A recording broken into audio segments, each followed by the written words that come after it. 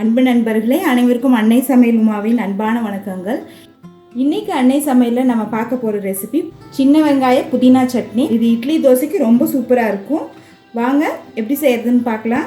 கடாயில் தேவையான அளவு எண்ணெய், முதல்ல ஒரு டேபிள் ஸ்பூன் கடலைப்பருப்பு,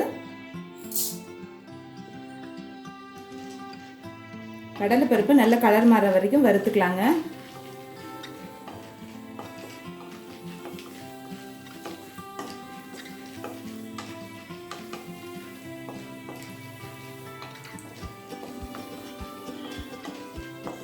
கடலைப்பருப்பு நல்ல கலர் மாறிடுச்சுங்க.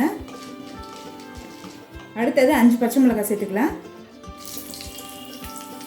நீங்கள் விருப்பப்பட்டீங்கன்னா கொஞ்சம் கம்மியாக கூட போட்டுக்கலாங்க.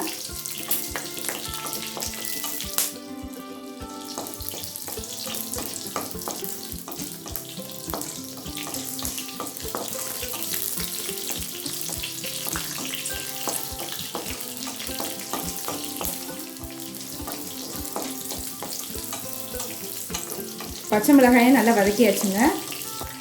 அடுத்தது சின்ன வெங்காயம் சேர்த்துக்கலாம். 15 சின்ன வெங்காயம் எடுத்துருக்கேங்க. சின்ன வெங்காயம் போட்டு சட்னி பண்ணிங்கன்னா டேஸ்ட் ரொம்ப நல்லாயிருக்கும்.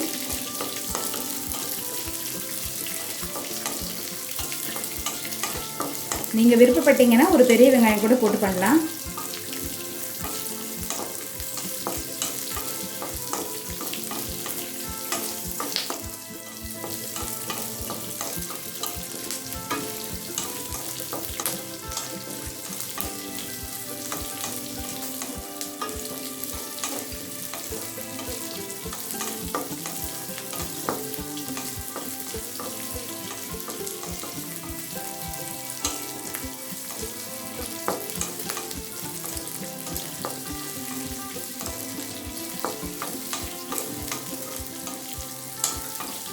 இப்போ சின்ன வெங்காயத்தை நல்லா வதக்கியாச்சுங்க.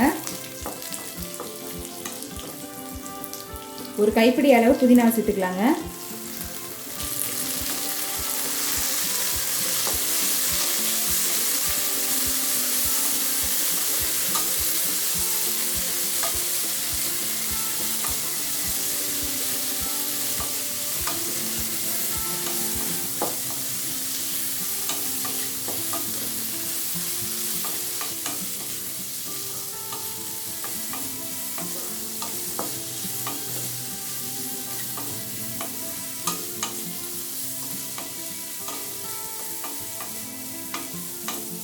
புதினாவை இந்த அளவு வதக்கினா போதுங்க, ரொம்ப வதக்கணும்னு அவசியம் இல்லை.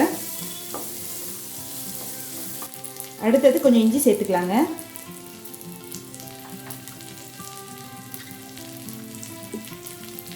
கால் கப் தேங்காய் துருவல் சேர்த்துக்கலாம்.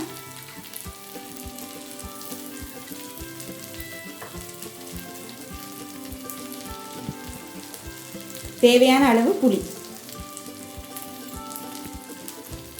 தேவையான அளவு உப்பு. நான் தேங்காயை வதக்க போகிறது இல்லைங்க, அளவுக்காக காட்டியிருக்கேன்.